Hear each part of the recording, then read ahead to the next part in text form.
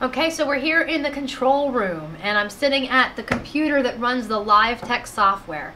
So this is where you'll be when you are in the graphics position / the graphics producer position. What I'm going to talk about right now is just the elements that you're responsible for when you are doing graphics.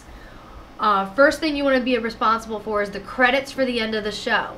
You can do that one of two ways. You can do that by creating full page graphics and doing transitions in between, or you can create a scrolling running credit.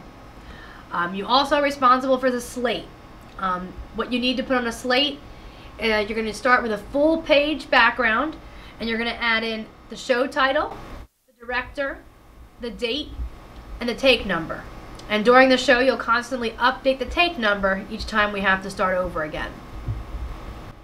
You'll also be responsible for lower thirds. You'll notice a lower third just came up on the screen that says my name and title.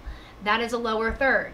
You'd be responsible for doing those for the talent, possibly a question if it's some sort of talk show, any kind of information. It could be a phone number, a website. You can use lower thirds for a bunch of different things, but you generally see them where you have someone's name and then a description of who they are.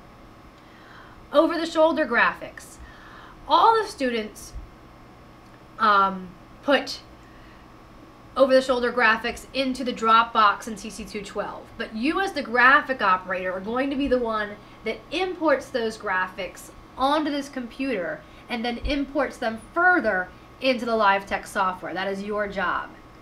And then you'll be also responsible for positioning them on the screen. You'll also need to have a graphics list.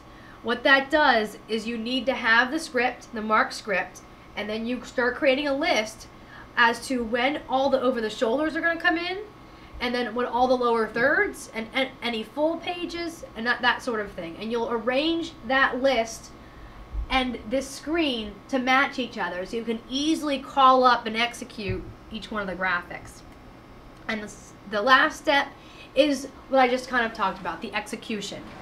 When you're building your graphics, you're going to be using this keyboard and this mouse to operate the live text software. When we are in production, you'll be using the TriCaster keyboard to execute those graphics. D cuts the graphic in and out. So if I call this graphic up by double-clicking on it, and I hit D, it will show up on the screen up there. And if I click F, it'll fade it on and fade it off. So those are the two different keyboards you'll be using.